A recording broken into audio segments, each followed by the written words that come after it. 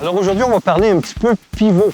Les gens pensent souvent que du pivot, c'est de laisser déraper les skis, mais c'est vraiment autre chose. C'est comment j'arrive à m'équilibrer de la bonne façon, et ça en début de courbe. Alors trop souvent, on voit des skieurs qui font un genre d'extension en début de courbe, une extension qui ne donne pas grand-chose au niveau de la direction des skis. Alors ce qu'on travaille aujourd'hui, c'est comment je deviens grand, mais grand en étant actif dans la courbe.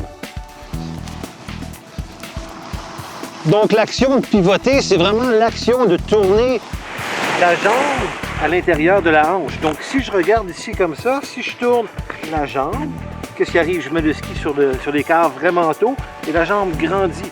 Donc l'action de grandir, c'est vraiment parce que je tourne la jambe, non pas parce que je remonte vers le haut. Donc une façon de le travailler, c'est vraiment de travailler avec un genre de petit stem en début de courbe. Donc on essaie ça. Alors comme ça ici, début de courbe, je viens porter le ski à quart et je termine actif sur l'écart. Stem. Okay, donc encore une fois, en début de courbe, je viens porter le ski, je m'équilibre, ce qui me permet vraiment d'être actif en fin de courbe. Encore une fois. Alors on peut le voir ici au ralenti, on vient porter le ski.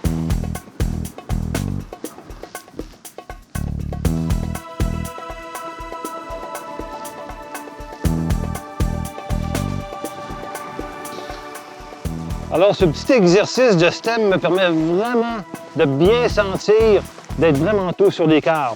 Alors, le prochain step, c'est plus ou moins de faire la même chose, mais avec les skis parallèles. Alors, on y va, avec la même sensation en début de courbe, de tourner les deux jambes pour être vraiment tôt sur l'écart.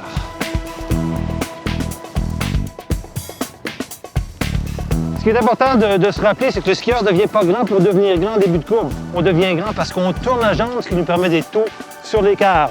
Alors, pour l'École scolaire de Tremblant, je suis Donald Lacasse. Je vous souhaite une belle semaine en ski.